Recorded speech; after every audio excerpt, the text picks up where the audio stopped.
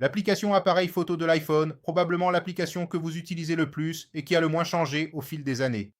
Vous l'ouvrez, vous appuyez sur le bouton et c'est tout, car c'est justement cette application qu'Apple s'apprête à bouleverser complètement avec iOS 27. Et ce n'est pas un simple détail de design.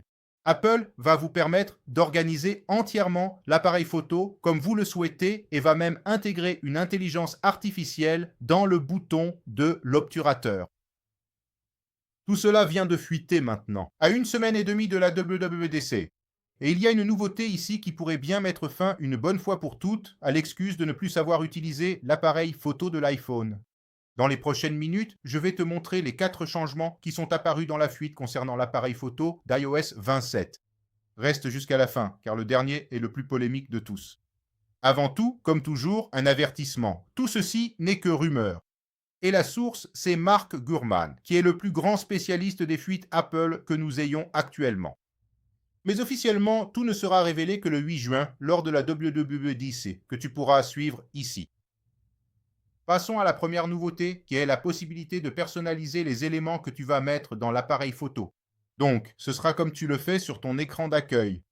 Tu pourras ajouter le flash, le mode nuit, l'exposition, le minuteur, tout ce que tu utilises le plus. Tu pourras placer ces éléments sur la partie de l'écran lorsque tu utilises l'application appareil photo.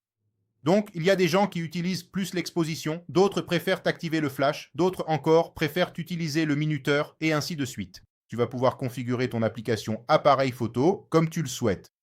Je trouve ça vraiment génial, personnellement.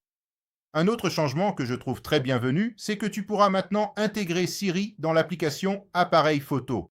Elle ne sera plus perdue, comme l'était Visual Intelligence.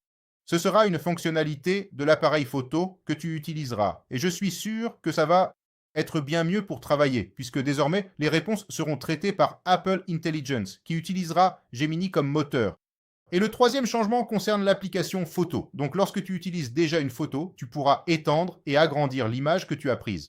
La photo sera complétée par l'intelligence artificielle qui générera les détails que tu n'as pas pu capturer. En temps réel, tu pourras aussi recadrer l'image et effectuer le réencadrement.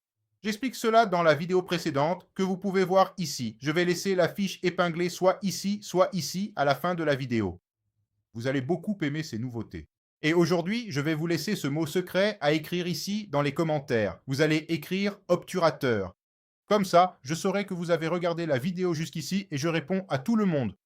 Et il y a encore une chose en test, l'édition par commande vocale. Vous dites « coupe cette photo ou rend le ciel plus bleu ».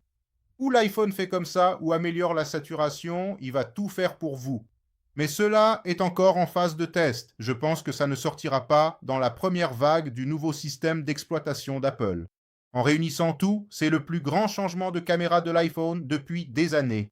Ce n'est pas un objectif. Nouveau, c'est le logiciel. Et ce n'est pas un hasard. Apple a embauché Sebastian de Witt, l'un des créateurs de Halid, qui est peut-être la meilleure application de caméra professionnelle pour iPhone. Quand Apple fait venir la personne qui créait le concurrent, c'est le signe qu'elle prend à nouveau la caméra très au sérieux. À mon avis, la partie personnalisation. J'approuve les yeux fermés. Cela fait des années que l'on demande à pouvoir choisir les contrôles de la caméra. Quant à Siri, intégrée à l'appareil photo, je dois avouer que j'ai quelques réserves, puisque la vision intelligente n'a pas été si impressionnante que ça.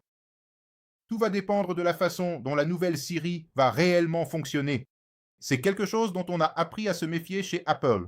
Maintenant, la question qui restait, tout cela est-il une fuite? Apple confirmera, démentira ou nous surprendra le 8 juin lors de l'ouverture de la WWDC. Je serai ici pour suivre l'événement et vous donner mon avis sur tout ce qui a fuité et tout ce qui a été confirmé. Alors abonnez-vous à la chaîne pour ne rien manquer du tout. J'espère que vous avez apprécié le contenu et on se retrouve dans la prochaine vidéo.